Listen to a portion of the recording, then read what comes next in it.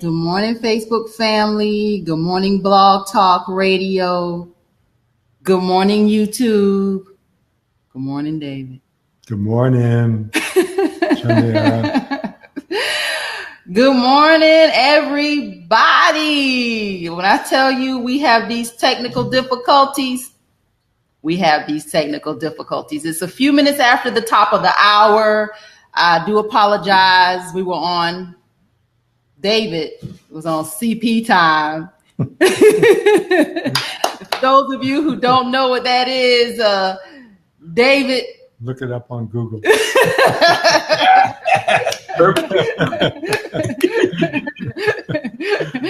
Well, good morning, everybody. I like to say good morning, Deidre. Look at that pretty baby she has right there on her picture. Good morning, Facebook. Good morning, YouTube.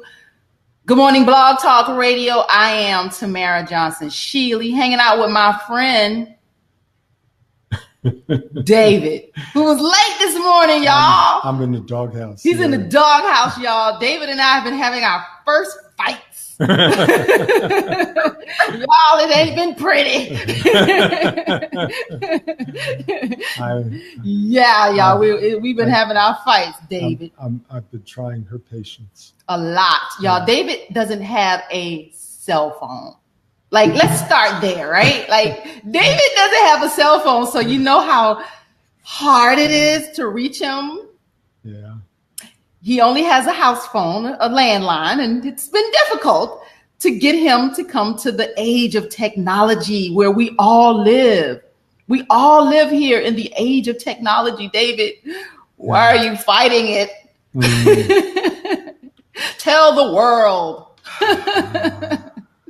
I have no excuse. Oh, y'all, he has no excuse. This is Mr. Acknowledge the Divide himself, Mr. David Slavin, PhD, diversity and inclusion instructor. Y'all, we talk about race, racism, race relations, and we are very candid when we do. But our goal, David, is to help everybody, right? We got to bridge these divides between Black and white and Latino and Asian. And, you know, we got to bridge these divides. Yeah. And we're reaching a boiling point in the political arena. Reaching or reached, past tense? You think we're still getting there? I think we're still getting there. Oh, that means it could get worse, David. It's going to get worse. And one of the things that just want to say as an observation is that unfortunately I'm addicted to MSNBC. So I watch 3 hours of it. You know, I mean, I speed through, you know, the commercials and everything. So it's more like 2 hours and 15 minutes. But Chris Hayes and Rachel Maddow and Lawrence O'Donnell. And one of the things that I've been observing is that there has been over the last 6-8 months a series of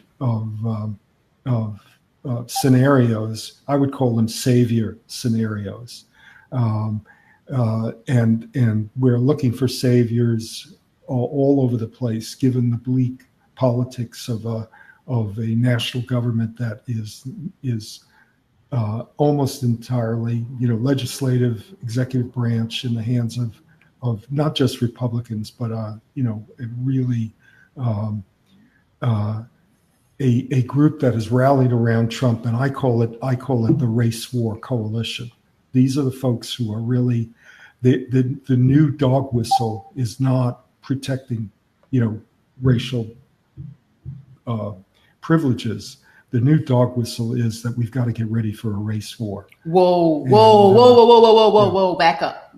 Let's say this. Let's break. Okay. Let's go back. So, all right, you're forecasting and foreseeing a race war. I'm not forecasting or foreseeing a race war. I'm saying that this is the new rallying cry for the Republican Party. So they are forecasting or foreseeing a race war. They are preparing for a race war. They are preparing for a race war. Yeah. And it's happening on a number of different fronts. And I want to come back to MSNBC because I think that one of the things that's happening is that there's really but there's very limited awareness of just what we meaning progressives are facing. So, and it's reflected in a lot of the things that going on MSNBC and what I'm calling the search for saviors, whether it's Robert Mueller or Bernie Sanders or Stacey Abrams for that matter. Now the most recent is what is her name? Ocasio-Cortez. The lady who won up in New York. Yeah, Congresswoman now. Yeah. And we are constantly in the progressive community saying, well, this will take care of it. The Supreme Court. Now that was one of the things that people were saying. The courts are going to hold Donald Trump in check. Well, look what's happening with the retirement of Justice Kennedy. Anthony Kennedy. Now, here's the thing that I want to suggest to people. We have to stop looking outside of ourselves for our saviors. The only people that are going to save us are us. Say that again. We have to stop looking outside of ourselves for saviors. The only people that are going to save us is us. That's right. And I think that's really important for how we approach the next 4 months before the election in particular, but what happens afterwards. Yes, the Republicans are rallying cry now is prepare for race war. And that's what the NRA is all about. That's what the evangelicals are all about. And that's what Steve Bannon and the alt-right, which has totally penetrated Stephen Miller in the White House and all of these other folks, and Robert Mercer and Rebecca Mercer, his daughter, who are worth $60 billion or whatever, and are funding all of this activity and are building what I would call a white international across the Atlantic into Europe with all of these right-wing anti-immigrant, anti-refugee parties that are emerging. There's a white international that's emerging, and from my own historical research, this happened once before in the 1920s. When right-wing white supremacists, I would call them, in Europe, and those in the United States joined forces. So anyway, for now, what does that mean? What does it mean that we have to rely on ourselves? We can't look outside for saviors. I think that one of the big issues, one of the big answers to that question is how we are going to transform people who think and act white into European Americans who are woke and in solidarity with with people who are in the same class as them, namely working people. And if you can't do that, and you're European American, you're in the way. Whoa. Let's back up a little bit, David, and talk a little louder, because I want to make sure nobody misses a beat this morning. I mean, we get real serious about, the issues that surround, race and racism and race relations, because you know what? He's right. This Trump administration is literally, they're preparing to fight all of us regular, everyday working people that are trying to survive here in this America. They're preparing to fight us so that they can continue to be rich and get richer. And we have to work in solidarity with each other. So, David, this is deep this morning. So if you haven't shared this, please share this broadcast. We are here every Friday morning at 11 o'clock a.m. We actually have a guest this morning that's going to join us. We're going to talk about the civility right now in the United States. And I actually have a difference of opinion what you guys may think I have. And we're going to have a real dialogue about that this morning. Mm-hmm. But, call in. I just put the call in number on the screen. It's 929-477-3442. Again, 929-477-3442. Awesome. David, you look nice. Thanks. It's my Crockett, Detective Crockett. There it is, y'all. I told him I wanted him to look like Crockett from Miami Vice. Yeah. This is through my fashion advisor. Woo! Right over here. He looks nice, y'all. But yeah, this conversation, it gets serious, and we need to be, we got a lot of work to do. And, thinking and acting white is something that white people have to address. And David, this is your lane. This is your conversation. And, bringing Black people and people of color along in solidarity is where I fit in. So, David. Well, we need to have a very, very specific conversation about what it means to be in the white club, as I call it, and how to opt out. The white club and opting out. Yeah. I don't know if we don't have a Black club, David, or we don't opt out. We don't get it. We can't opt out. You can't opt out. Yeah, exactly. That's really crucial. John, jump in if you feel like you want to add something. We're gonna bring John in. Let me introduce him, y'all. So we have a lot of people, and I want to thank those of you that are following this broadcast. This is our 5th broadcast. Well, not 5th in total, but 5th since my election here in the 40th. And I wanted to continue the dialogue. I started this broadcast because there were so many people whose voices, I just feel like are being silenced around electoral politics, locally, nationally. There are a lot of people that are sitting on the sidelines, and Democrats, I'm so mad at you guys, because instead of reaching out and getting all of our people, we keep trying to reach out and get these moderates that are borderline Republican as if they're going to come on our side and see things our way. Why not engage those who are willing and just sitting and waiting for us to hear them? So I just couldn't walk away from my efforts. I couldn't walk away from the people who supported me. I couldn't walk away from the conversation, because guess what? I was Black in 2014 when I ran. I was Black in 2016. I'm Black in 2018 when this race was ran against me. So guess what? I have a lot to say. I'm going to continue the dialogue, and these broadcasts are pivotal to that happening. So, I just want to say thank you guys for supporting and being a part of all of this. And John, who I'm going to bring in, I'm going to use a little split screen technology here. David, more technology. Mm-hmm. Yeah, David doesn't like technology, y'all. That's not true. I am not a technophobe. I am a technoramus. Technoramus. Yes, that's how I describe myself. And so let's welcome to the broadcast, John Armwood. Hey, John, welcome to our broadcast. How are you? I am doing as well as I could be this week. Let me tell you how bad things have been this week. And I'm also, like David, an MSNBC junkie. It got so bad the day before yesterday that I had to put things into perspective.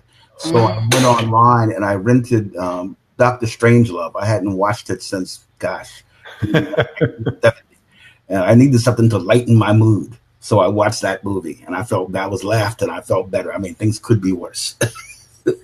So John is a regular on our broadcast. He is a constituent in the 40th.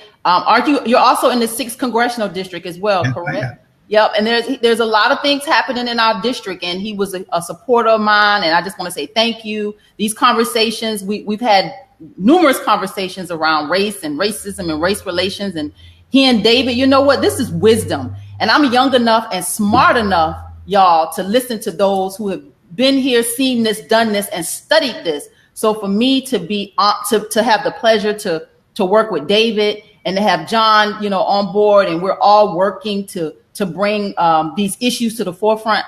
I'm smart enough, y'all, to say, you know what? We let the older generation lead us younger folks in this fight. So thank you, John, for joining us. And these conversations about race they're real. And I put out my broadcast that this week we want to talk about Martin and Malcom and Civility in 2018. And I'm gonna jump right on in with you, John, because You know, Maxine, and I love Maxine Waters. For those of you who follow me on social media, you know that she's really one of my sheroes. Like, I love her. I love her fight. I love her passion.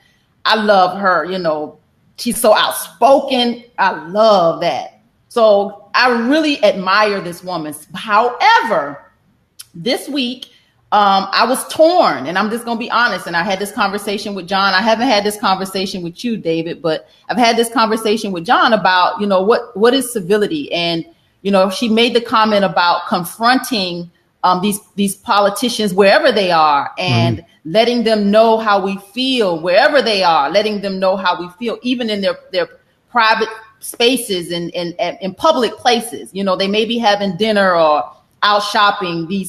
This is public spaces, but this is their private spaces. So I was torn with that because I just have a problem. You know, as African American, as a Black person in America, I do not believe she was talking to us. Like, I don't think, you know, Black people can go up to these white politicians and say and do anything. Look, I need y'all. I don't want to see another person die at the hands of the police, or be, you know, thrown in jail, or anything happen to you. So I don't want to see people of color go up to these elected officials in any capacity and put themselves in harm's way. That's a really good point. And I think that there's a suggestion or at least a discussion to have about whether this kind of activity is an exercise in white privilege. You know, that in which, you know, the people who are in a protected status are able to do this kind of thing, whereas folks who are targets and who are vulnerable are not. So I do think that's that you're raising a good. I agree with you. I feel torn about it also, but here's a few things.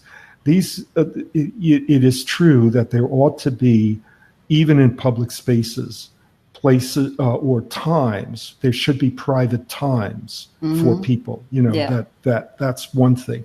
However, there's another side to the issue of privilege, and that is that these elected officials, appointed, really, most of them are appointed officials that we're talking about now.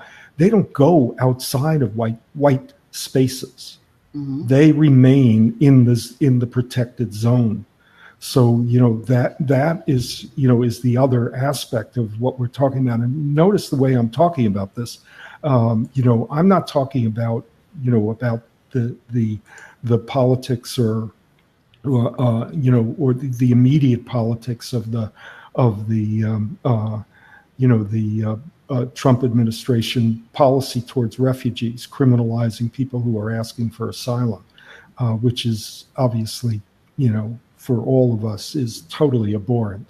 But the question is, what do you do when you have this kind of situation? A part of the white club is that there are white areas in which are no-go zones for people of color, and they're shrinking now.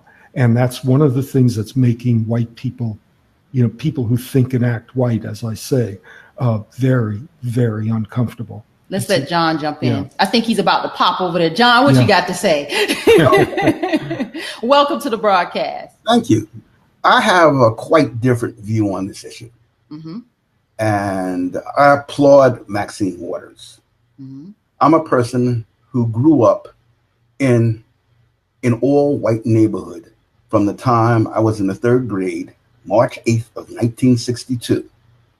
And basically until now, save for 2 or 3 years. First in New York, and then here. Staten Island, New York. Oh, wow. Eric Garner was choked to death. That was 4 miles from where I grew up. And where I grew up, there was one other Black family on the block, and their house had been bombed 2 years before we moved in, and they never came out the house. And I was in school, I was the only Black kid. So I'm used to that environment. I think that we have to listen to the lessons of history. And I want to start off by quoting Frederick Douglass, a speech he gave in Rochester in 1857 Power concedes nothing without a demand. It never did, and it never will. Public servants, appointed and elected officials, are public servants. They work for us, the people.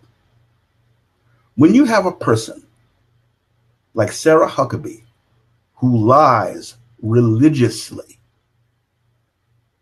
we have a moral obligation to confront her any and everywhere. David Thoreau, in his famous essay on civil disobedience, declared that if the government required people to participate in injustice by obeying unjust laws, then people should break the laws even if they end up in prison. Under a government which imprisons any unjustly, he asserted, the true place for a just man is also in prison. And by not paying taxes, Thoreau said he was refusing his allegiance to the government. In fact, he declared, I quietly declare war on the state. And unlike Martin Luther King, he supported open rebellion against unjust laws. And particularly, he supported the Harper's Ferry attack by John Brown. And, so, we talk about civil disobedience. To me, that's a fundamental human right. Everything else is strategy. And I understand what you and David are saying about safety. But safety concerns can lead to paralysis. I grew up during a time when, as teenagers, we used to listen to a pre-rap group. They called themselves the Last Poets. And there was one line that always stuck in my mind. And it said like this: I'm going to die. I'd rather die for a cause than because.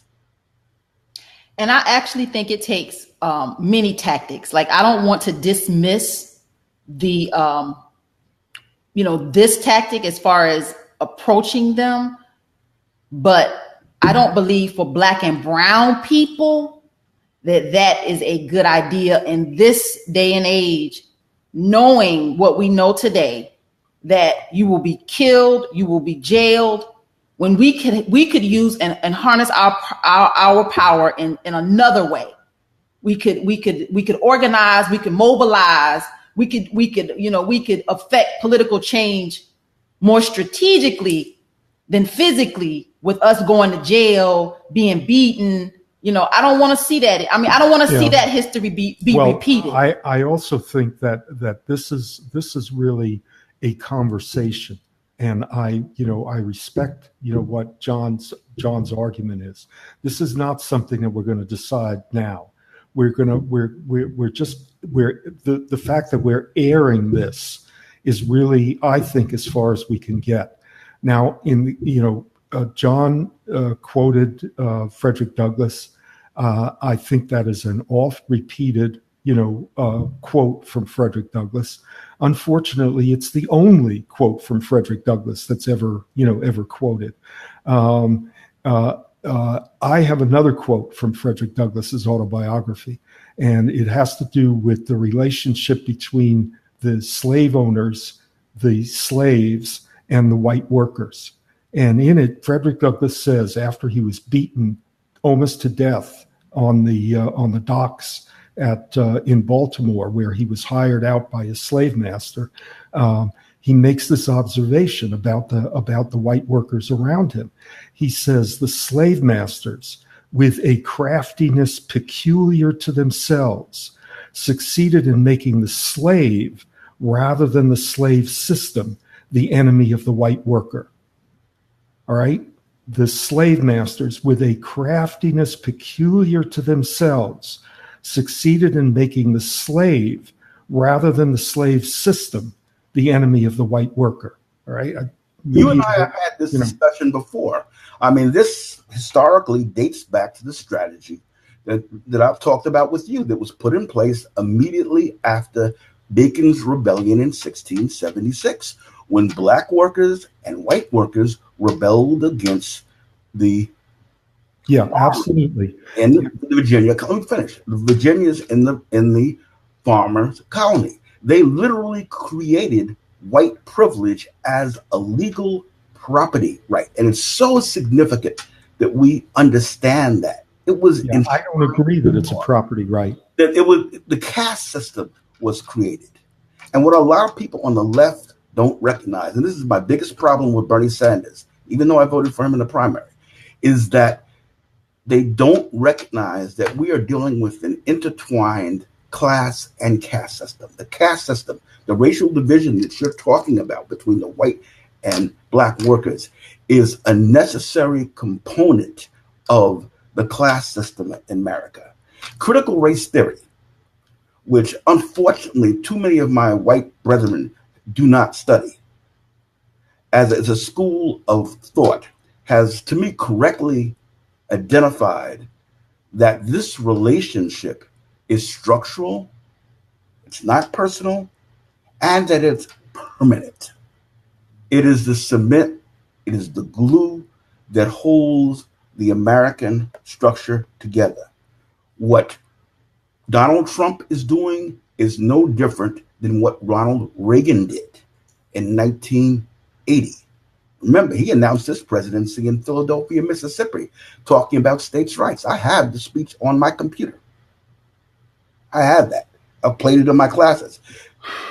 1968, Nixon, Law and Order campaign. This is as American as apple pie. So our strategies have to be devised around, number one, getting media protection. That's what protects us from the violence that both of you fear. That's what's Martin Luther King's great gift. He knew how to handle the media. He also understood the concept of interest confluence, where he knew how white interests and black interests come together at certain times. And so by using the media, he was able to use civil disobedience in a context and in places where the media would cover it and protect us from some of the violence that occurs. Okay, I have personally been demonstrating since the 60s. Yeah, let me stop you there because this conversation, guys, let me kind of, for those of you who are new to this broadcast, again, these conversations get real deep. Race, racism, and race relations, it's not a surface issue. It's historical. There's a lot of historical facts that have to be, we got to weed through them. And those of you that are not as much of a history buff as these gentlemen are, I'm not. I'm learning as I go, and I'm trying to catch on as fast as I can. I'm trying to learn as much as I can, as quickly as I can. But these conversations are going to get real deep. I want to post something that someone just posted on social media. He says, we have done everything and we is in quotations. We have done everything we can. It's time for white folks to figure this all out. If they don't, there's not anything else we can do but wait for divine judgment on these racist people. Yeah. And he's right. Yeah. Well, there again, it's the only disagreement I have with that is we meaning people of color and particularly black people have done everything we can. I disagree because I feel like the paradigm, the model on which we meaning those of us who are trying to work in solidarity is a flawed paradigm. It's led us into a dead end, and this search for saviors. I don't believe that the press is going to be a savior either, John. Look. I don't think that we can work on that basis anymore. First of all, the press in this country is as polarized as the rest of the population. I think you mean there are two different. Let me finish. Let me make it clear. I want to clarify myself. what critical race scholars have agreed upon is this fundamental principle. Racism is an integral, permanent, and indestructible component of this society. Mm-hmm. Blacks and other minorities can only extract concessions that converge with white interest. That's it. It's permanent. This is the primary work which actually started the critical race studies back in 1987. Race Faces at the Bottom of the Well by former Harvard professor Derek Bell, and founder of that school of thought. And there are many, many other people across color lines who ascribe to that theory. This is a struggle we have to face that we may lose, but we bring meaning to our life. To use Camus' philosophy in the myth of Sisyphus, that we bring meaning to our lives by continuing to struggle. I know what it's like to suffer violence. I suffered violence for years. I've been beat to the point where I couldn't see out of my eye in school because I complained about being called nigger in the classroom. And school officials didn't know anything about it. So I know about violence.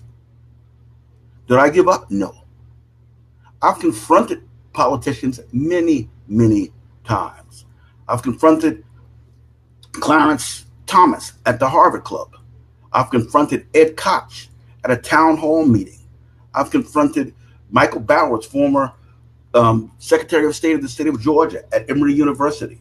I've confronted many, many politicians in my life. I think it's necessary to agitate. And this is where the conversation about Martin and Malcolm goes, because there's this tug of war thing that's going on between people that want to take a different road versus people that say by any means necessary. And I get it, and I do believe that it takes all kinds of tactics in order to confront race and the problems that we have here in this country as a people. So I get it. I'm not saying right or wrong. I'm just concerned, and that's the word that I'm going to use, concerned for Black and brown people in this day and age, knowing what we know that happens to us when we put ourselves in situations where the police is not our friend. A lot of our community doesn't believe that the police that they're our friend and they're going to protect us. We know that that's not the truth. So I am just concerned, and that's my word. I am concerned about people that are going up to elected officials that are Black and brown, that are going up to elected officials and having any kind of conversation in these public spaces and in their private spaces, public places, private spaces. I just don't believe that is a tactic that I would employ, but to each his own. To each his own. And let's put the call-in number back up. Again, it's 929, 1 second, John, 477-3442. 929-477-3442. I want you to call in. We're actually going to take some callers here. We're like at the little bit past the half of the hour. So go ahead, John. What were you going to say? Public places of public accommodation are not private spaces, number one. As a matter of law, 1964 Civil Rights Act, Chapter 11. Public places of public accommodation are not private spaces. Well, if I am having dinner with my family in this public place, I'd consider that to be my private space. Yeah, but as a matter on top of that, you just mentioned the fact, John, that where you grew up on Staten Island, and I know what Staten Island was like in the 1960s, that a Black family were burned out. How does that define? That's not a public. The whites in that area, the people who think they are part of the white race, and that's the way I put these. I deliberately use that language because I don't agree with that with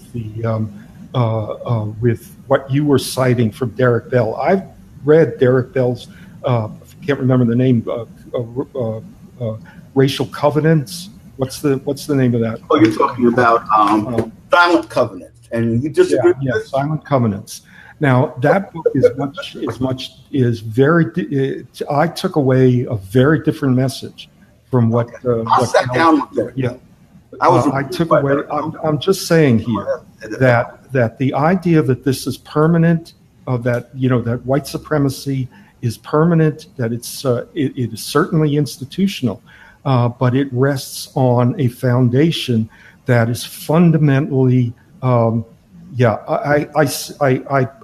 got your point, John. That it has a fundamental flaw to it, which is that it does not take into account the fact that working class and poor whites have two different and conflicting sets of interests at war with each other. All right, there's a civil war inside of white communities and of white individuals. There's a psychology of civil war. And that is between their interests and their values as working people and their interests and values as part of the white race. And my point is, don't interrupt, please. All right. My point is that there is a way for us, meaning people who are, on both sides of the color line, to put weight, give extra weight to the values to the working class values that European Americans have. It has been done. It has been done not just in Bacon's Rebellion, but over and over again in American history. There have been uncelebrated, unsung efforts on the part of European Americans to cross the color line, to act in solidarity. And they don't get any attention. They don't get any attention because this is the most dangerous thing that can happen in this country. The most dangerous thing that can happen is for there to be European Americans who are completely who reject the white club because that unleashes, that opens up the possibility of class solidarity across racial lines. Okay, so let me say this. Stop. So I'm going to let you talk. I promise. Let me say this. Let me talk to the audience real quick. Yeah. I absolutely love that David and they might not like that I love this, but I like the fact that David and John are on two different ends of the spectrum. I think it's the best dialogue, and if you're gonna hear a little tension, y'all, because they kind of go at it. But I love the fact that we get two very strong perspectives when it comes to race, racism, and race relations. There's the building of solidarity, and then there is. I know where John is, and I appreciate where you are, John, and I know where you are, David, and I appreciate where you are. Where John is he told me a story. I'm gonna let you jump in. He told me a story, and I'm gonna let you jump in as soon as I say this, about how he was more of a Malcolm follower that Malcolm influenced you more than Martin. And that's the part of you, John, that I'm hearing, and I'm gonna let you jump in. So go ahead. I'm sorry. Okay. Yeah. What I was saying was David is basically coming out of a Marxist type of class analysis. I get that. Most Black intellectuals have rejected that. The best example of what you're talking about across racial coalition was Tom Watson's, as you know, populist movement in the 1880s and 1890s. What happened? It was co-opted, and later on he became a congressman and supported the Ku Klux Klan right here in Georgia. He started out in the 1880s recruiting Black farmers. This is the problem. It's the caste and class. What I'm saying is strategically, we make coalitions when and how we can with white workers, white middle class people, white businesses, where we can. Well, my example of the media, which you misconstrued, was I was saying that the media had an interest and the civil rights movement had a common interest in breaking down the caste structure, legal caste structure, so northern industrialists could move into the South. That was the reason why the media covered the civil rights movement. What Bell was talking about in Silent Covenants is the fact that the Brown versus School Board decision was about the international struggle against communism and decolonization. and that the appearance of legalized segregation was not in the interest of the United States as a whole. That's why, in fact, there were two Brown decisions, Brown 1 and Brown 2. What's unique about Brown 2 was the remedy, all deliberate speed. As a constitutional law professor, I can tell you that is the only time in American history that the U.S. Supreme Court has issued a remedy based upon all deliberate speed. We talked about the case day before yesterday regarding the workers and joining unions. That takes effect immediately, as does any other ruling by the Supreme Court. This was a political decision done for political purposes. Yes, we benefited. We benefited because there was an interest convergence, but schools have not desegregated. We know this. It's what is it? 80-some% of black children and 90-some% of white children go to segregated schools. So my point is that we have to work together on areas where we can, but we have to be honest. We have to be honest. And that's your definition of being honest. Based on racism is permanent. It serves as a cement to hold its class structure together. So let me repeat something he just said. He said racism, he believes, is permanent based on his studies and David does not believe that. Basically, You do not. And I'm going to tell you, I'm the type of person, I have to have some sense of hope. And I think my generation and most of us that are younger, we have to have some sense of hope.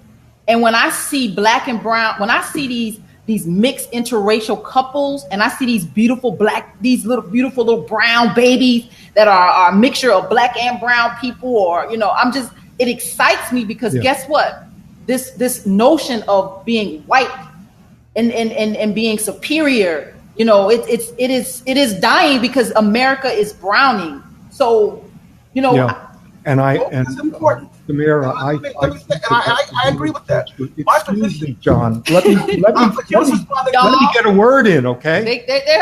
This is the arguments that I get behind the scenes. Now, look, this is another case in which I think we are looking for a savior. In this case, it's a demographic savior. If we think that's the way that the country is going to be saved by the changing demographics, I disagree. I think that there is. Well, that's what I think, David. Yeah. Well, I'm saying, don't put me in the category of Martin Luther King.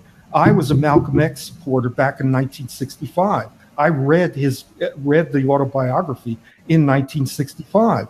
I have a second degree connection to Malcolm. I was always a Malcolm supporter, and Malcolm said something very interesting when he founded the Organization for African American Unity.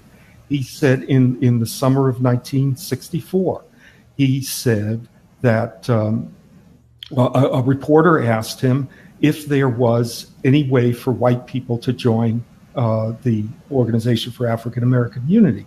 And he said, well, if it was somebody like John Brown, yeah, I would consider it. Now, the way that is usually portrayed is to say, oh, well, nobody could be John Brown, so forget it. That means that he was locking the door. I disagree. I think that he was actually opening the door. And the invitation was to put that perspective that John Brown had, that is that you feel the chains in the same way as those who are enslaved, is something that white people white people who think and act white can at least aspire to.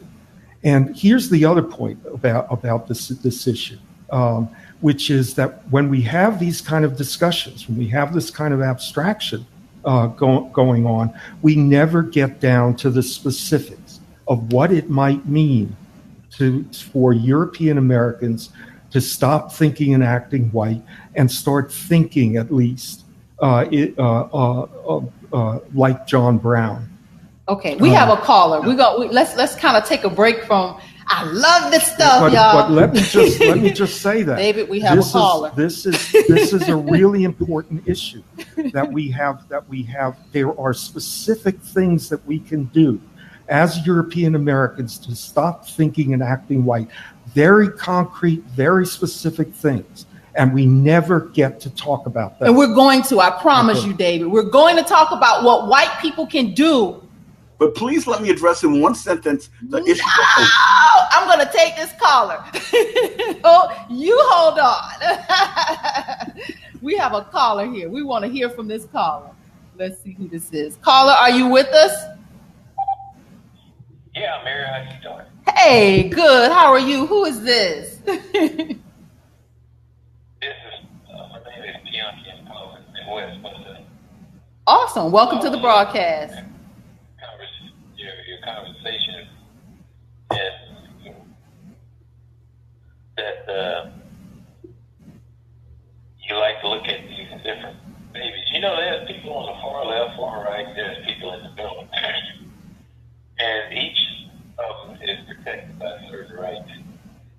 Although you may not accept them, but you do respect them if you use opinion. You know, I'm African American, and I was supporting and voted for Donald Trump. And there's quite a few. Nothing disturbs me more than to hear callers call in and say all whites voted for Trump. And I'm just talking about him because he's the president presently, but we have seen in the past similar circumstances along the same line. And that as if all blacks are the same in the United States, that's totally not true and almost even impossible. We talk about white flight, but we never talk about the black flight from areas and cities like D.C., for instance, like Chicago. So there's always two sides of the story you never hear. So let me ask you, you are so interesting. Let me ask you, because you said you are in the Midwest, which is, I'm sure there's a smaller population of people of color. And you are an African-American person that actually voted for Donald Trump. Like, tell us what made you do, why did you vote for Donald Trump as an African-American? What was it about his presidency, his candidacy that worked for you? Because of the issues. And the issues. I voted for Barack Obama the first time, and I admit because of the color of his skin, because he was black. I said it would be interesting to see a black person as a president. I didn't vote for him the second time though. But no, I voted for Donald Trump because of the issues he had on trade, the issues he had on school choice, tax reform, and immigration control, and some of the other pertinent images he had out there. What do you think now? Do you think you got those issues addressed? Oh yes, he's one of the only that I can remember in my lifetime that actually tried to put forth the things that he made promises at his rallies. I attended his rallies, and I didn't end up with no rope burns around my neck like people would say I would. That's really deplorable when you hear people say those things like that. So it's the issues that drew me to him, and I would vote for him again. And there's a lot of African Americans that voted for Donald Trump. Many can't come out openly and profess it loud like I do because they're afraid of a repercussion, losing their job, for instance. If you work for a school district or you work for some agency along those lines that's politically assigned, you will lose your job. Do you have an example of that? Of somebody losing their job because they supported Donald Trump? No, I really don't have any examples of them. Well, tell me because of voting for Donald Trump, but there has been examples of people meeting repercussion because they was on the wrong side of the politics. I mean, just think about it. Some of these African American areas, the politics are vicious. You have leaders from your committee people on up and down the line. Your mayors, if you're opposition to them, they would sick the police on you, and so on, so on, so on. So yes, go to a polling place in the black community, and your ballot, your slate is not the color of the idea slate. They would snatch that out of your hand and put in your hand what they want you to have. And I You know Has that that movie happened series to that used to you? be on TV called The Walking Dead? Those Democrats, because it does go on. And I imagine it goes on with Republicans too, but it surely goes on in those districts. I appreciate you calling, and I appreciate your bravery because, like you said, not many people would speak up particularly as an African American that voted for Donald Trump. And I appreciate you listening to this broadcast. You are a friend to this broadcast because whatever, what thoughts you have and, your experience, it's important because we as a people, we are not what they say monolithic. Is that the word, David? Where we are just one dimensional. We're not. African American people we have different arrays of thoughts and ideas, and we have. I believe there's some people, a person, at least one in my family that voted for Donald Trump. My immediate family. So can I say one more thing? Absolutely. Another issue is that the issue of school choice. I think that a parent should have the right to put their child in the educational environment that best suits their long-term plans for the educational outcome of those children. Why are we keeping these children in some of these public school environments? When there's a long track record of that the outcome is nowhere near what it should be expected. That is totally wrong. Okay. And Donald Trump has many times been for school choice. Okay. Openly. All right. The President's Secretary of Education is also. But that's another reason why. Thank you. Yes. Thank you so very much. You are a friend to this broadcast. Please call in again and talk to us. David, we are not one dimensional. And I know John is about to jump out of his seat over there. Go ahead, John. I can feel you through the monitor. I understand that. My mother made that choice for me and took me out of public school and put me into a private high school. She took a second job to do it. But do you think that taxpayers should support that choice? That's the question. Should tax money be taken from public education to support people's right, which they have now, to put people in private schools? That's all. Yeah, and that's the root of it. That is totally the root of it. And the other part of it is that not every child has a choice. Not every family has a choice. Not everybody can afford to do or move their kids or even move themselves. I tell my story that I was in a neighborhood where I knew my children could not attend those schools, and I had to move where I was paying 3 times more for rent than I did for the house that I owned. I had to move out of my neighborhood that I could afford to live in because I couldn't afford to lose my children in the public school system. So I had to pay 3 times more in rent, just rent alone, just to have my children in a better public school. So not everybody has a choice. So thank you, caller, for calling in. And David is about to pop too. No, I'm not. I mean, I'm kind of trying to refocus the conversation on a place where the possibility, at least, of European Americans transforming themselves and not looking to African Americans or anyone else to change their lives is where we need to focus our attention.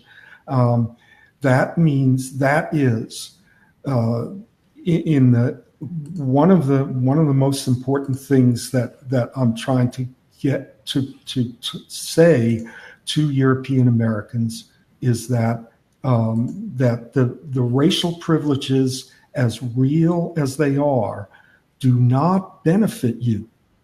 And if all of the examples that we're giving, the only way that they can be conceived of as a benefit is that you're not as bad off as Black people are. And that's the only thing, it's the only way that you can conceive of them. But if you are, that is a white thinking. That is thinking and acting on your perception of yourself as part of the white race. And the white race, it does not exist. It really is not it's not a thing. It is in the, it's, well, I don't want to make analogies here, but it is both. It's both a reality and also a construction, an invention of the ruling class to maintain social control over people who are exploited, just as African Americans are exploited. So we have in this, and I'm here again. I'm doing what I'm trying not to do, which is to give you abstractions and generalizations. What we need to do is find the ways that this exploitation builds a bridge, acknowledges the divide, and then builds a bridge across the two communities of people, non-white, people of color, and European American, who are both exploited by the system. And what that means is that if you take the risk, if you are European American and you take the risk of acting in solidarity, you will actually be better off emotionally, psychologically, something that people have already discussed, but also materially. Now, at the same time, you take a risk. If the unemployment rate is going to be equalized over the last 85 years since, by the way, the New Deal, another appeal to saviors. Oh, we just need a New Deal. Since the New Deal, the unemployment rate for Black people has been twice the rate for whites. Doesn't matter the education. Doesn't matter what stage of the business cycle, boom and bust it is. Doesn't matter anything, any way at all. The unemployment rate for Black people is twice the rate for whites. Now you could say, well, that's a benefit. That's a benefit, right? I have less of a risk of unemployment than a Black person does if I'm white, if I'm thinking and acting white. And you're right, you do. And the risk, the difference at risk is minuscule compared to the failure of the labor unions, all of the progressive forces in this country to be able to unite and change the whole nature of employment. We have a society which, unlike any other advanced industrial society, has a system of employment which is based on at-will employment. That's the way that it's described. At-will employment simply means that without a union contract, your employer has the right to fire you for whatever reason. If he doesn't like the color of your eyes. The only exception to that is racial discrimination and gender discrimination, because there are laws against that. So and yet we still have twice the unemployment rate for African Americans than we do for white, in spite of all of that. So if that's the case, if we are ever going to be able to challenge the at-will system of employment in this country, which means you abandon your rights when you enter a factory gate or an office, abandon all hope ye who enter here. And as long as that, and no other industrialized, modern, wealthy country has that. They all have a due process procedure for most of the workers in the society. Let's give a call in. Let's give a shout out for these calls, because we want people to call in and talk, y'all. David and John can wait 1 second. Yeah. David and John can talk a lot. Trust me, I hear it all the time. But we need you to call in because we want to hear from you. 929-477-3442. Again, 929-477-3442. I just want to make this point. Go ahead. This point is that, yes, you have a relative advantage there, but at what cost? If the unemployment system does not protect you from being fired at will, you are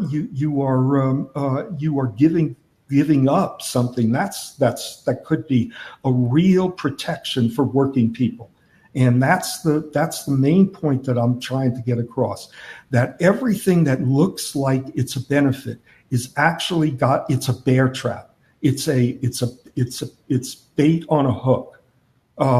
And what it does is it eliminates European Americans' ability or it hampers their ability to fight for their real interests as working people.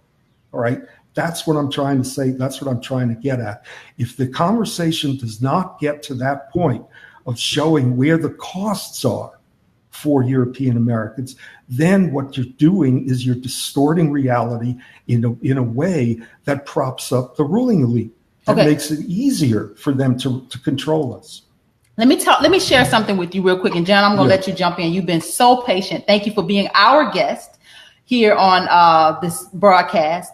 But this broadcast, let me kind of give you guys a sense of direction of where I am going with this broadcast and why this seems like this conversation is kind of like, it's intertwined. We're getting deeper and deeper.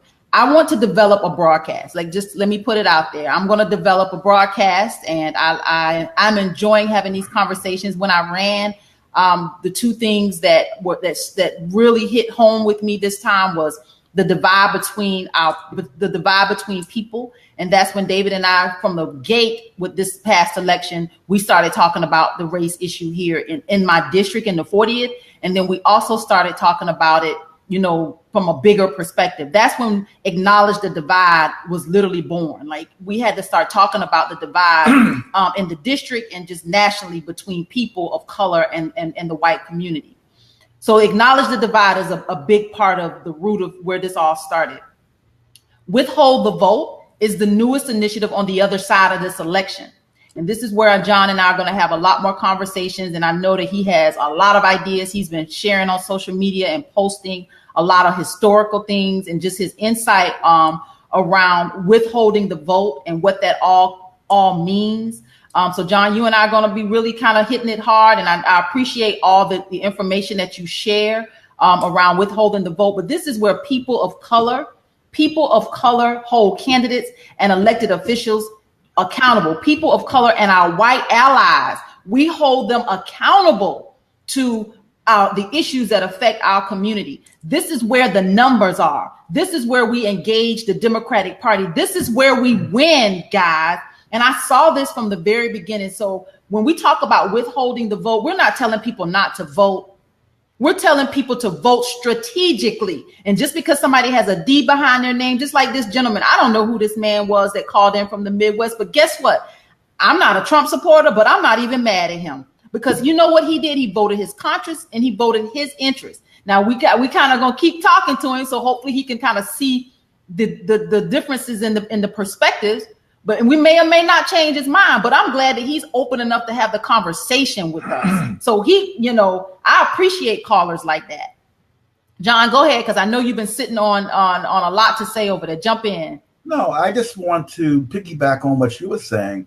And what you're saying is what I would call interest convergence. We have to work on issues that white workers and black workers converge on. In many states, you do have due process before you're fired. As an example, in the state of New York, my best friend is a labor leader, regional director for the Public Employees Union in the state of New York, and they have unions. They have due process. They're working on right now the new Supreme Court decision, which will help to cut back their mandatory funding. In other words, you will no longer can be compelled to pay union dues if you don't want to by a union shop, as both David and I had before at Con Edison when we were much younger. That has been done away by the Supreme Court. But New York State has due process procedures for terminating workers. In fact, Governor Cuomo this past month talked about what would happen if the Supreme Court ruled this way and strengthening those very specific procedures. So, yeah, as a United States, as a country, we are unique in our free market capitalism when it comes to labor. In Georgia, you are terminable at will. You just can't violate the 1964 Civil Rights Act as modified in 1973 to add gender discrimination, racial discrimination, which was initially in 64, religious discrimination, and national origin. Those are the protected categories. They call suspect classes under the law. The big fight has been to trying to get LGBTQ people included in that, and that hasn't happened yet, and it's unlikely with the way the Supreme Court is going. But that's it. And, another hot topic this, right now is immigration. These our Hispanic community just be, treated like, my God, it's disheartening. We were supposed to talk about it last week, David, about immigration and immigrants, and our conversation just kept going and we didn't get to it. But we have to do better as a nation. And anybody that's here, they need to stay here. We need to keep our families together. It's to me, it doesn't even.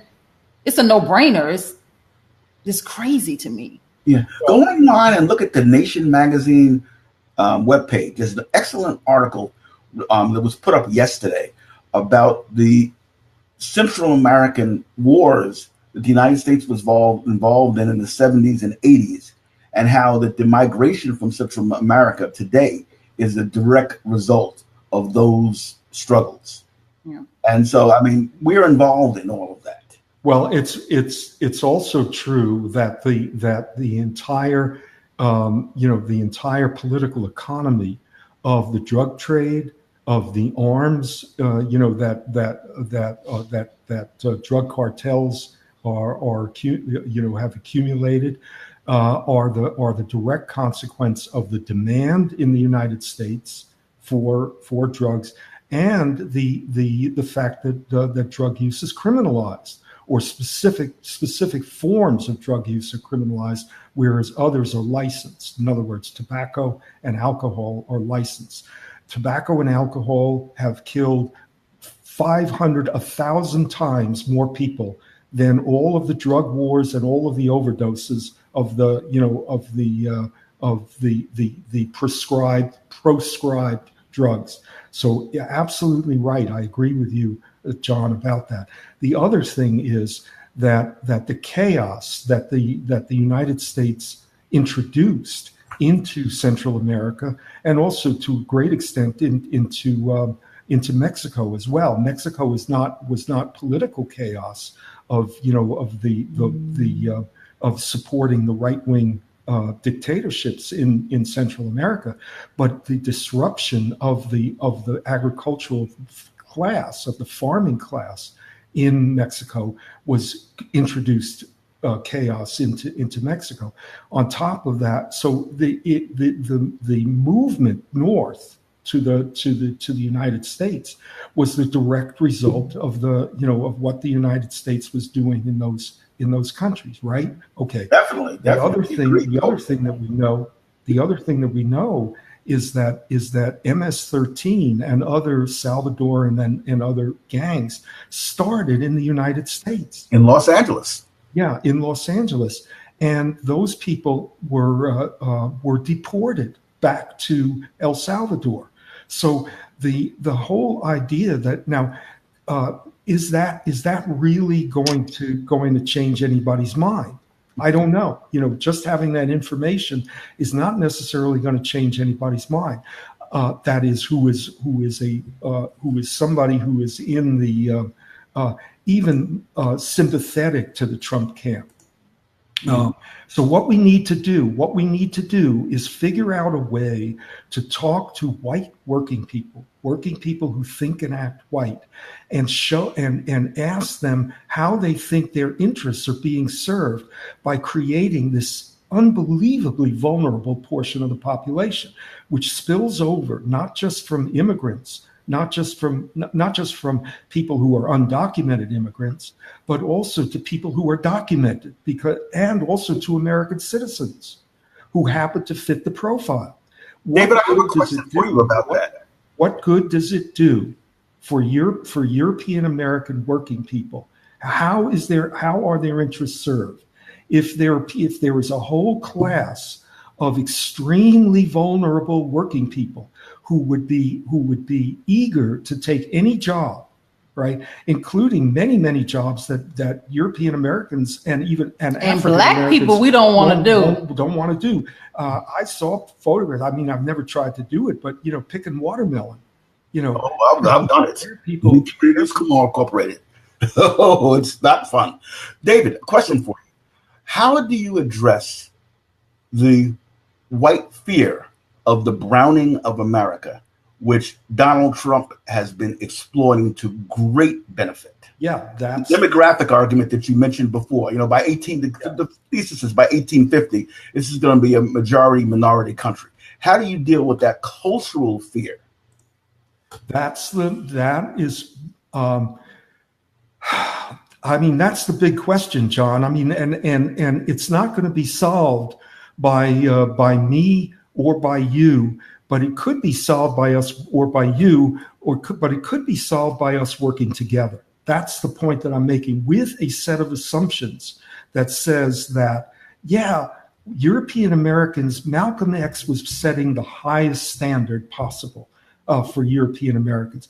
But what we can do is look at that standard. And, believe me, I am far more honoring Malcolm than I am Martin. Are you still talking about Martin and Malcolm? Y'all, he's stuck there. He doesn't want to be so Martin. He want to be a little Malcolm. Not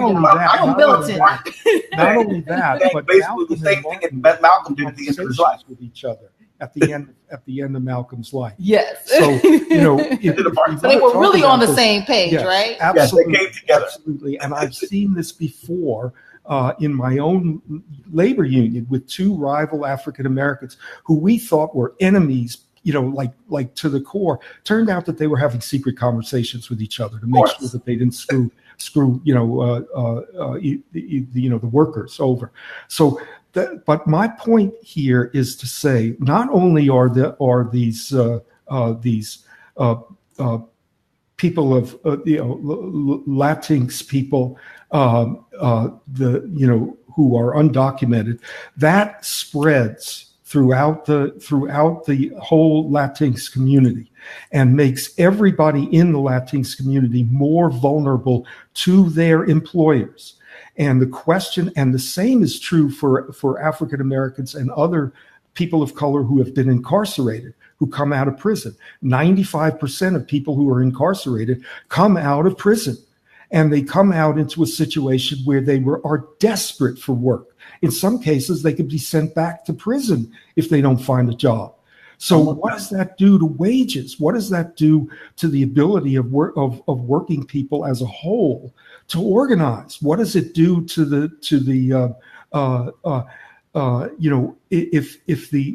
if the unemployment rate for African Americans is 10% and the unemployment rate for European Americans is 5%, if European Americans would take the risk of demanding an equal access to the jobs, do you think the unemployment rate would be the sum of the two? No, it would be lower. And maybe they could stop complaining about social programs then, right? Like, so the ones that complain about these social programs, maybe if they were working to help ensure that people had jobs, maybe some of these social programs could. Now here's one of the things that what the heck is her name?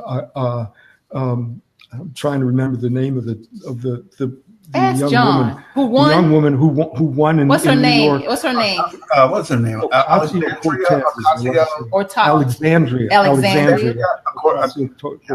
Ocasio-Cortez. She proposed that the government be the employer of last resort, so that if there is unemployment, you get a job working in some kind of capacity, that a teacher's aide, or whatever you were able to qualify for. So that is the system, and that's like genius to me, because guess what? Now you're employing people; they're paying back into the system.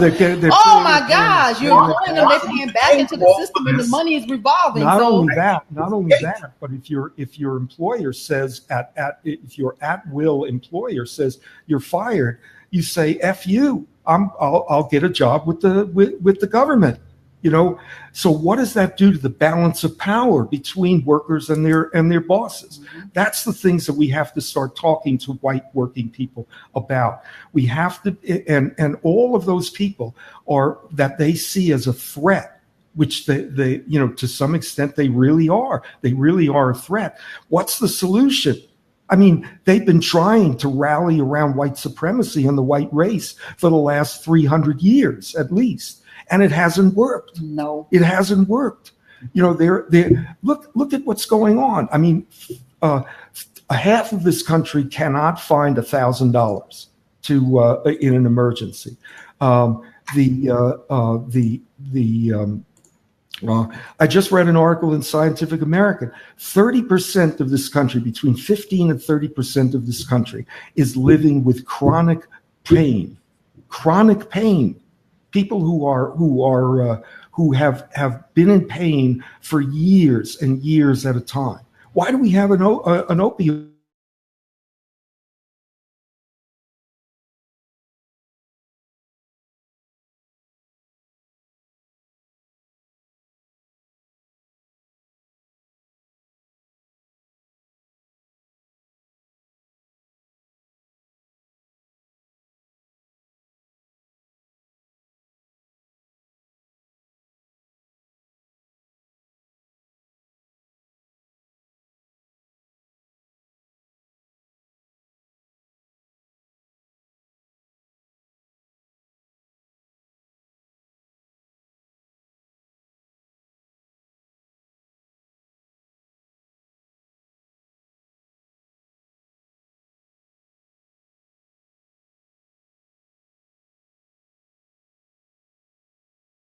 Nine 477-3442. Call in, talk to us. Let's talk about these issues. We have a lot of work to do with bridging the divide here in this country. We're starting out with, acknowledge the divide, and we are working to withhold the votes. And that's a bit intimidating to a lot of people, but we're not telling people not to vote. We're telling people to vote strategically. We got a lot of work to do to build bridges around these race issues that are constructed, that aren't real. It's bigger than that, and it's smoke and mirrors, as I said last week. And we have, we have to vote strategically, vote our interests. As we have work to do. So let me make a point about the public opinion polls right now. Public opinion polls for George W. Bush in 2006, the blue wave of 2006. His public opinion polls stood at 37%. What are Donald Trump's public opinion approval ratings today?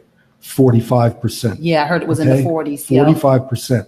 Now, at the same time, and this is something that we really need to consider, one of the public opinion polls that was done asked, do you believe that Donald Trump not only should be impeached, but removed from office? The number of people who agree with that statement is at 42%. So this is what we have is intensity. But Donald Trump also has intensity. 90 seconds. The Christian right, I don't want to insult evangelicals by calling them that. They are the Christian right, is mobilizing like crazy to get this Supreme Court. They are going to be coming out to vote, and we have to be prepared for that. This is not going to be a blue wave election. And with that being said, we're going to talk about this quote unquote blue wave on next week. We have just a couple more seconds here on this broadcast. I want to thank you, John, for joining us. I'm definitely going to have you back. I appreciate your insight. And I like the rivalry between you and David. Whether y'all like it or not, I think it's good. Yeah, I love it. It's a balance of opinions, and I appreciate you for being on this broadcast today. And David, it's always a pleasure. So next week, we're going to talk about this blue wave that is supposed to happen. Democrats, did you hear that black man that just called from the Midwest and he voted for Donald Trump? Let's talk about it next week on this broadcast. So again, I want to thank you.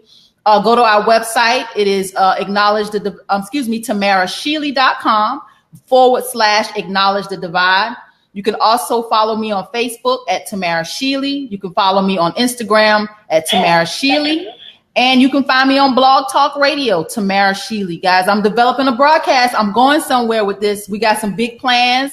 We have some big conversations that we're getting ready to have here. So I just want to thank you for tuning in to this week's broadcast. Guess what? Next week, y'all, David is going to have a computer. We're going to get him prepared to be on this screen. He won't need me to sit next to him. So while we do this, Sweating, y'all, he's sweating. John, you look so handsome. I just want to thank you for joining us. And we're definitely going to have you back, and we're going to talk more about withhold the vote, because I think you have some phenomenal ideas. And I definitely think that Black people are awake. Brown people are awake. Our Asian community is awake. Our Latino community is awake. And we got work to do, because guess what? If they're not going to support our interests, we're going to withhold that vote, aren't we, John? Yeah. Resistance is not futile. There it is. Thank you for joining us, Facebook. Yeah, Thank you for joining me. John. Thank you for joining us here on Blog Talk Radio. Thank you for joining us on YouTube. We'll see you next week, next Friday, 11 o'clock a.m. Eastern Standard Time. Thank you.